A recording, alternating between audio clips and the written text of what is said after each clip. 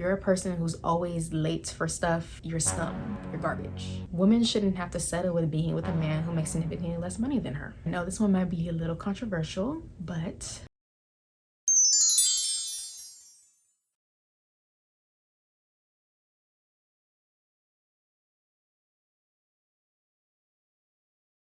hi YouTube, welcome back to my channel. My name is Cameron. So today I have another unpopular opinions video.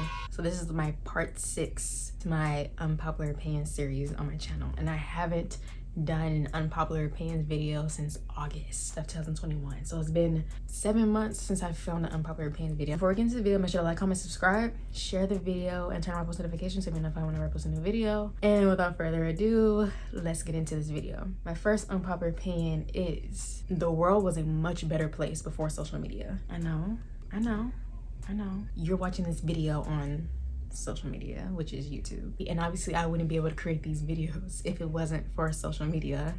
Yes, I know, clearly. And I know a lot of people would probably be broke if it weren't for social media, because a lot of people have their jobs through social media. So those are definitely the benefits of social media. I get to do this, people get to have full-blown careers because of social media. That's the good part. But I think the bad part of it almost outweighs the good, because when you think of the world before social media, which is kind of hard for me because social media has been around for pretty much all of my life, most of my life for sure. And when I just like hear my parents and my grandparents talk about the way of life and what their childhood was like and what school was like, interacting with people was like before social media, it was just completely different. It's just more like impersonal, I feel like. So many people, when you go outside, when you go somewhere, so many people are on their phone scrolling on social media that they're completely missing everything that's happening around them. They're completely missing possibly making a connection to the person that's sitting next to them, but instead they're making a connection with a picture that they're looking at on their phone. And then you have cyberbullying. Obviously 30 years ago, 40 years ago, cyberbullying wasn't a thing. In-person bullying was a thing, but now you have social media. Now you have an extra layer of bullying. So now not only are you getting bullied at school, but you're getting bullied online too. So it's like, really, it's different because people, they just want to post a picture of themselves, or they want to just maybe put themselves out there on YouTube or Instagram, whatever. And then you have people in the comments who are just talking mess and have the most inappropriate things to say, the most rude, most meanest comments to say about a person that they don't even know, a person that they're never gonna meet. A person can be really affected by that, and it can lead to a lot of mental turmoil and a lot of like sadness. I feel like a lot of times I was born in the wrong time period. I was born in 1999, and I feel like I really probably should have been born in 1979, like 20 years earlier. Like I should really be 42 right now. I feel like I have the mind of a 42-year-old. I mean, not like all the way, but like for like the most part, at least. I don't know, just to like know what it's like to like not have a phone or not have a computer and just like go outside and play with friends, or like when I was younger, obviously not now. The interpersonal reactions between humans would be a lot stronger and a lot more in depth if we didn't have the distraction of social media. Especially when you have social media, you have a lot of young people on social media, you have a lot of impressionable people on social media. When people see people on social media who have like these amazing lives and they have the most amazing relationship, the most amazing body, and everything in their life is perfect, young people see that and they're impressionable, so they start to feel jealous of it. They start to feel envious and they start to feel inferior to that person, and it can lead to self-esteem issues that maybe wouldn't have been there if social media didn't exist in the first place. A lot of social media is so fake and it's not real, and it's really a facade, and a lot of people don't realize that, and so they scroll on hours on social media and they compare their lives to the lives of the people that they're seeing online, and they feel like their life sucks and that their life is horrible compared to the lives of an Instagram influencer who is only showing the highlights of their life. They're not showing the days that they're sad, the days that they're mad. I mean, some of them do, but definitely not all of them. Not that they have to, but it just leads to a lot of self-esteem issues and a lot of self-worth issues among a lot of people, especially young people. So while I understand that social media definitely has benefits, it definitely has torn us apart in a lot of ways as a society. So many ways that I don't know if we can ever really recover from, at least not anytime soon. If you're a person who doesn't have any social media, I actually like admire that. I couldn't do it because I need to know the tea, because I'm nosy. Okay, so my second unpopular opinion is people these days share way too much about their relationship online. I feel like people these days, we're just so like oversharers. Good evening, Shade Residents. The two boys that went up the stairway, you do not make your way down here. You and the female will be fined $150. So I think people these days, they're just such oversharers, and they feel like that they need to share every single detail about their relationship to all their followers online. I just really don't get that. And I know a lot of people really are just like, they'll tell their whole life story to a stranger on a bus. And I understand people are like that. Like, I have friends like that. And they just don't care. Like, they're just an open book. Some people are just naturally open books. They don't mind sharing personal information about themselves to people. And that's okay if you're an open book. That's okay. And everybody needs to be private. But it's like where's the line being drawn? Like, I understand, like, you want to post pictures. Like, you're in love, you want to post pictures, you want to share videos, of course. But when it comes to the point of you sharing, like, oh, we just got into a fight, or oh, we just broke up, oh, no, wait, we're back together a week later, or I'm having issues with this about him, or he's having issues about this. It's like, I know, like, it can be good for some people, because some people, they need to hear that because they are going through the same things, so they know that they're not alone and they have someone to relate to. I guess it can be good for that. But when it comes to like the toxic stuff, where it's like you guys are cussing each other out on Twitter, you guys are making videos of you guys fighting, and you're posting that on social media, and you ask yourself, why do I have to see this? Like, what is the point of this? Like, why am I watching you guys cussing each other out on Twitter? Why am I watching you guys go at it with each other on Instagram Live? Like, why do your followers need to see that? Because people are really just laughing at you at the end of the day. That's really what people are doing. Some people probably feel bad for you, but most of them are laughing at you. And it's not cute, and it's not uplifting or positive in any way. You don't necessarily need to show every single good part of your relationship if you don't want to, but it's like, why do you need to show that? It's okay to say, like, oh yeah, we fight, or we disagree about this, or whatever, but to actually show that, to like, you and your person are having a fight, and you literally pull out your phone and press record, or you pull out your phone and get on Instagram Live to record it so that all your followers can see it while you guys are having your moment. I think that's weird. People break up with their significant other and they post single on their like Instagram story. Nobody cares that you're single. Not a single person on this earth cares that you're single. Not a single person. There's no like mystery about it anymore. Like, not to say that your relationship has to be a mystery, but I don't know, like, why does it have to be broadcasted so heavily? I just don't get that. Like, why does everybody need to know about every single detail, every single part of your relationship? Because it's not that serious. I think people really need to learn, like, when it's time to like put the phones away, put the cameras away, and just be in the moment with your relationship, and not feel the need to share it with everybody online. Okay, so my fourth unpopular opinion is that if you're a person who's always late for stuff, you're literally garbage. I don't want to say I'm punctual Patty, but I'm not on the dot for every single thing.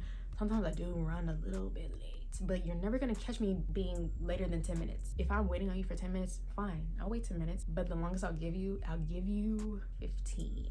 But if you start hitting 30 minutes, ooh, turn around and go back home. We're not even gonna do this. If we set a time to meet somewhere and you refuse to be on time, and this is consistently, it's not if it just happens once. If you're a person who's consistently late, you're a person who has no concept of time, if you're a person who constantly has people waiting on you to arrive somewhere in order to get the event started, or to get the plan started, you are a disrespectful person. If we say that we're gonna meet somewhere by 3 o'clock and you don't show up till 3:30, or if we say we're gonna meet somewhere at 6 and you don't show up till 7, and you do this all the time, like, I can't deal with people like that. The thing about me is I'm very impatient. I have no patience. I have even less patience for people who try to make me wait on them. I don't like that, because I feel like if I could manage to be here on time, so could you. If I could manage to start getting ready, get dressed, and drive over here within a timely manner, so can you. I understand that things happen, there's traffic, things come up. I get it, I get that. But just say that, and I completely understand. But if you're just late because, like, oh girl, like, I started getting ready late and I didn't know how long it was gonna take me to get here. Google Maps, that's what Google Maps is for. Literally, you can go on Google Maps on your phone, type in the address, and it will literally tell you how long it's gonna take you to get there. Literally. Don't give me the excuse like, I didn't know how long it was gonna take me, or traffic. Like, it literally tells you how long it's gonna take you to get there, even with traffic included. That's so stupid. That's such a cop-out excuse. That's so stupid. People who just make literally no effort to be on time. Like, you don't have to be early, but just be on time. You don't have to be on the dot either, but I'll give you 10 minutes. If you're 10 minutes, fine, like 10 minutes. Like, I don't expect people to be on the dot to every single thing that they go to. 10 minutes. I think 10 minutes is a good window. Anything past 10 minutes is like, what are you doing? Because anything past 10 minutes, that obviously tells me that you didn't get ready in a timely manner. You didn't plan out your getting ready time, driving time efficiently. Because if you do it repeatedly, it really just says like, I don't care. It's really just a huge like F you to the person that you're going out with. Because if you're a person who is respectful of other people's time, there's no way that you're always late. It's really just about respect for me, and I'm really, really big on respect. I have respect for your time, so I would appreciate it if you have respect for my time. If we set a time to meet somewhere, I'm gonna be there on time. So I expect you to do the same. And if you refuse to do that, then we just don't have to hang out, because I don't have time for that. It's like a boundary for me. If you refuse to respect my time, then we don't need to be in each other's space, because that's not good enough for me. I just don't understand why people do that. People who are constantly late. If you have a person in your life who's constantly late, they don't respect your time. They don't. Because if someone respects your time, they're not gonna have you waiting on them every single time y'all try to go out. They don't respect your time. Maybe some people don't care, but I'm not gonna hang out with people like that. I really don't. I'm too old to be dealing with stuff like that. I'm too old. Because if we're friends, even if we're not friends, if we're meeting somewhere, I respect your time. So I need to be treated the same way. So my fifth and last unpopular opinion is women should not have to settle for being with a man who makes significantly less money than her. And I know this one might be a little controversial, but I think men are born to be providers. It's like in their DNA. They have to be providers. They feel the need to be a provider. I think the narrative is constantly being perpetuated that it's like totally fine to date a man who like doesn't have any money. If money is not like a factor for you like at all, and you're a woman who's completely okay with being the breadwinner, go for it. Do it. I just wouldn't be extremely okay with that. And I'm not saying that he needs to be a multi-millionaire. He needs to be super rich. Have ambition. Have the desire to do better for yourself. Want more for yourself. I just feel like, my opinion, I feel like the person who makes more money wears the pants in their relationship. And that's not every single case, but I think in a lot of cases. So I feel like if a woman makes more money, she wears the pants in their relationship. And I definitely do not want to be in a relationship where I feel like I wear the pants. Definitely not in marriage. I'm not saying that I cannot be with a guy who makes less money than me, but if we're talking about significantly less, that's gonna be a hard pill to swallow. That's a hard one to get over. But women, we're just doing like so much better than men, and like we're just like surpassing them in every level, and we're just doing so much better financially than a lot of men, especially black women. We're doing so much better financially than a lot of black men. There are more black women entrepreneurs, way more black women entrepreneurs than there are black men entrepreneurs. And so that can lead to us making a lot more money than black men. I think black women, when we're in a very well placed financially, we are told like, oh, it's okay if he doesn't really have any money. Like, it doesn't matter. Who cares? But why do we have to settle for that? Why do we have to settle for being with a man who can't financially provide for us? And I'm not saying that we need to be with men who just have to pay for everything and we just sit back and don't do anything. I'm not saying that. Just a man who can take care of stuff. Doesn't every woman want a man who can take care of stuff?